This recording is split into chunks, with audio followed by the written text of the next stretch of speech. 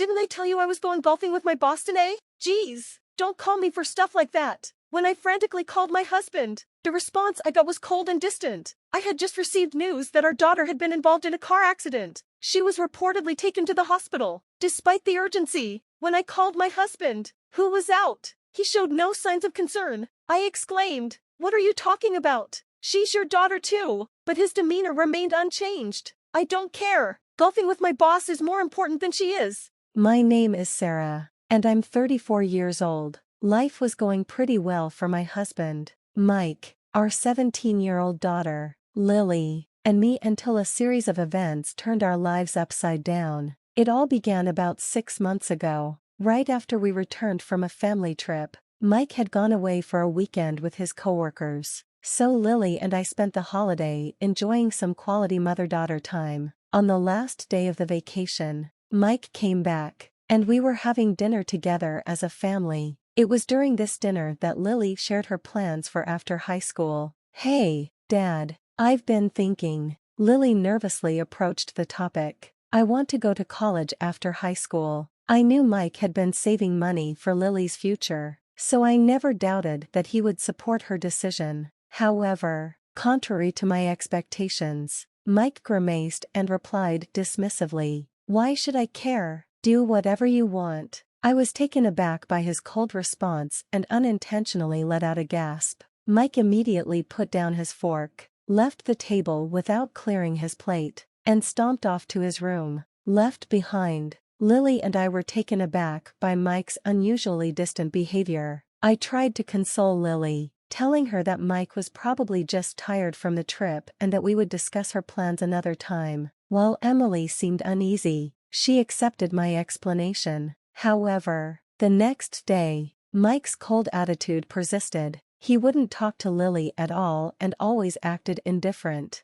Moreover, he started going out more on weekends, and the time we spent together as a family decreased significantly. Given the atmosphere, discussing Lily's future became impossible. Feeling consistently ignored without understanding why, Lily began to resent her father. Even my attempts to mediate didn't help, and their relationship worsened. Concerned about the situation, I consulted with my mother-in-law, who had a good relationship with Mike. She even tried to scold him. However, that only made Mike angrier, and he snapped, "Mind your own business." To make matters worse, he even blamed me for discussing the issue with my mother-in-law. On the night my mother-in-law came over, after Lily locked herself in her room, Mike yelled at me, "Why did you talk to my mom? Don't meddle. It's because you've been cold to Lily, isn't it? Why are you ignoring her now? You used to dote on her so much." When I finally mustered the courage to ask why,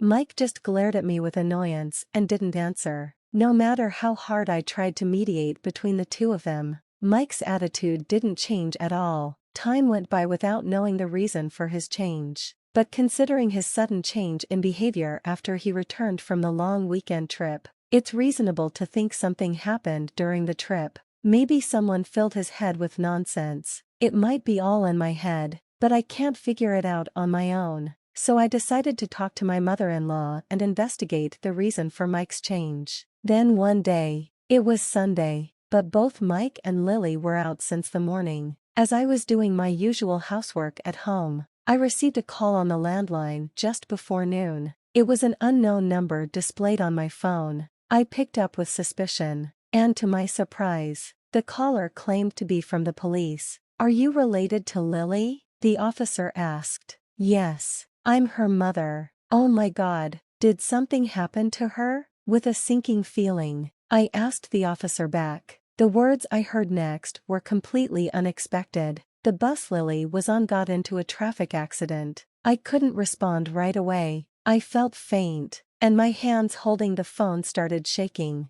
Lily had told me she was going to the mall with friends, and apparently, she was on the bus at the time. According to the officer, a car from the opposite lane crashed into the bus, and Lily and her friend were taken to a city hospital. After hearing the details of the accident and hanging up, I was in shock and couldn't move for a while, but I knew I had to tell Mike quickly, so I rushed to call him on my cell. After more than 20 seconds of ringing, Mike answered. He grumbled. What is it? Ignoring his tone, I frantically conveyed what happened to Lily. Mike, this is serious. I just got a call from the police. The bus Lily was on got into an accident. She's apparently been taken to the hospital. As I explained, tears streamed down my face, but ignoring my panic, Mike coldly responded, "So what do you want me to do about it?" Seeing no signs of him being disturbed and feeling as if he couldn't care less, I got even more frustrated. "What are you saying? Please, head to the hospital now. I'm going too."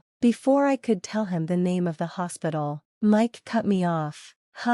Didn't I tell you I have a golf outing with my boss today? I'm staying overnight and coming back tomorrow morning. Can't help it." True, he had told me a few days ago about a golf outing with his boss today. However, I was shocked by Mike's lack of concern about our daughter's accident. "How can you even say that? Lily is your daughter." Mike was like, "I don't care. Golf with my boss is more important than her. You go to the hospital on your own." He spat out before hanging up abruptly. I tried calling back immediately, but it seemed he turned off his phone. I sent a text, but given his attitude, I doubted he would reply, even though they had been distant. Lily is his flesh and blood. How could he be so heartless? This incident completely shattered my trust in Mike, and I was certain I couldn't continue living with him. I decided on a divorce, but heading to the hospital was my top priority, so I hurriedly left home. As he had declared, Mike didn't come home that day. He had said it was too far from the golf course, so he planned to stay at a hotel alone after golf. He even took the next day off work. When Mike came home the next morning, he was surprisingly cheerful, which was hard to believe for a father whose daughter had an accident the previous day. "Hey, what happened to Lily?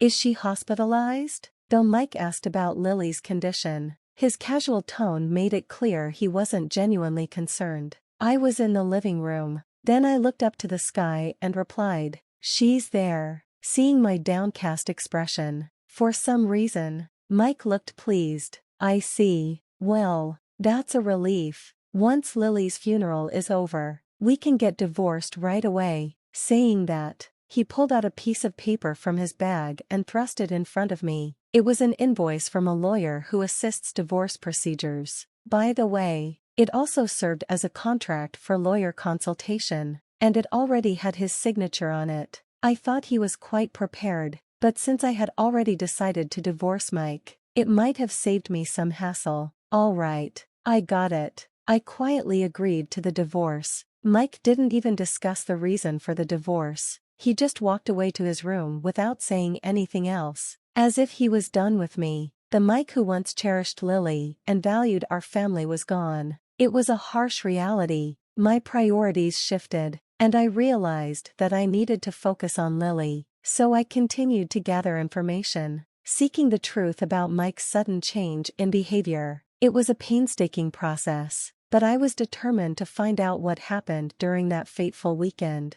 My determination led me to speak with my mother-in-law, who had a close relationship with Mike. I couldn't shake the feeling that someone had filled his head with false information during that weekend trip. It was time to uncover the truth. One day, as I discussed the situation with my mother-in-law, she suggested, "Perhaps you should hire a private investigator. If Mike won't talk to you, maybe we can find someone who will." I agreed, and we decided to hire a private investigator to dig into Mike's activities during that fateful weekend. The investigator was discreet, and over the course of a few weeks, they discovered that Mike had been seeing a woman. Just as I suspected, this woman's name was Jessica, and she worked at the same company as Mike. The affair had been ongoing, and she had spread outrageous lies about me cheating and having Mike raise a child fathered by another man. This deceit had fueled Mike's resentment towards me and his newfound coldness towards Lily. However, there was something else the investigator discovered that shocked me even more. Jessica was planning to confront Mike and make him choose between her and his family. This revelation pushed me further towards the decision to end our marriage. During this tumultuous period, I also had a heart-to-heart conversation with Lily. I explained the situation as delicately as I could, and I was relieved to find that she understood. While she had been hurt by her father's behavior, she knew that the circumstances were complicated. With the evidence in hand, we confronted Mike. It was a difficult and emotional discussion. Mike was initially defensive, but had no choice but to admit his affair and the false allegations against me. He realized the gravity of his actions and their impact on our family. It wasn't easy, but we decided on a divorce. Mike would pay child support and make amends for the pain he had caused. It was a difficult transition, and Lily and I leaned on each other for support. In the end, we moved to a new place, away from the painful memories of our old life. We cut ties with Mike, who had been unfaithful and had let his daughter down when she needed him the most. Lily and I began a new chapter in our lives, focused on our future and the happiness we could create together. My mother-in-law played a significant role during this challenging period. She lived near us, providing emotional support and helping us navigate this new phase of our lives. Our relationship with her remained close, and she was a pillar of strength for both Lily and me. Life as a single parent was challenging, but with hard work and determination, we managed. I returned to work full-time to support Lily's education, and we had enough savings to cover her tuition. We were building a brighter future, focused on our family and the love and trust we shared. Our experiences had taught us the value of resilience and the strength of a mother-daughter bond, and we faced the future with hope and determination. Over time, Lily and I settled into our new life, leaving behind the turmoil and pain of the past. We found solace in each other's company and worked together to rebuild our family. The bond between us grew stronger, and we faced each day with a sense of unity and resilience. As Lily continued her studies, I pursued a fulfilling career, finding purpose in providing for her and ensuring she had every opportunity to succeed. Lily's determination and focus were truly inspiring.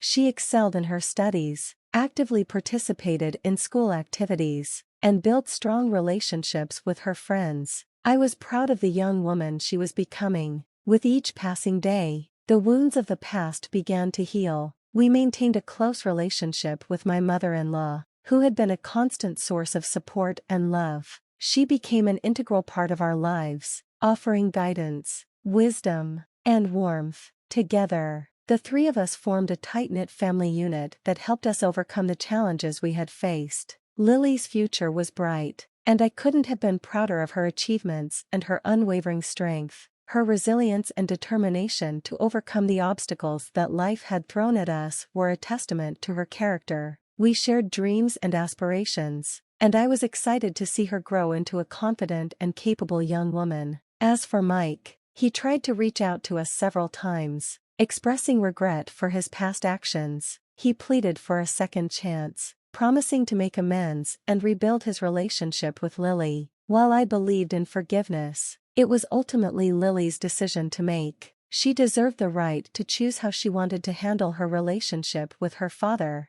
In time, Lily decided to give her father a chance to make things right. Their reconciliation was a gradual process, filled with honest conversations, forgiveness, and efforts to rebuild the trust that had been broken. It was heartwarming to see them reconnect, and while the scars of the past would always be there, they were learning to move forward. Our story was one of resilience, forgiveness, and the enduring power of family bonds. It was a testament to the strength that can emerge from adversity and the love that can carry us through the toughest of times. Together, we faced life's challenges with a renewed sense of purpose and a determination to build a future filled with happiness and love. As time passed, our family continued to heal and rebuild. Lily's relationship with her father, Mike, slowly mended, and they began to spend more time together. I could see how much it meant to both of them to rebuild the connection that had been strained for far too long. Mike, to his credit, was genuinely trying to make amends for the pain he had caused. He attended family therapy sessions with us, where we worked through our feelings and found healthier ways to communicate. It was not an easy journey, and there were setbacks along the way, but our commitment to healing and growing as a family remained unwavering. Lily, with her maturity and strength, continued to thrive academically and socially. She had her sights set on attending a reputable college, and she worked tirelessly to achieve that goal. I couldn't help but be proud of the determined and compassionate young woman she was becoming. With our shared experiences and the support of my mother-in-law, our family bond grew even stronger. She was a guiding presence, offering wisdom and love as we navigated the complexities of our lives. Her unwavering support played a crucial role in our healing process. As for me, I had found a renewed sense of purpose in my career. The challenges I had faced made me more resilient and determined to provide a stable and supportive environment for Lily. We shared our dreams and aspirations, and I was excited to see her embark on the next chapter of her life. Life was far from perfect, but it was filled with hope,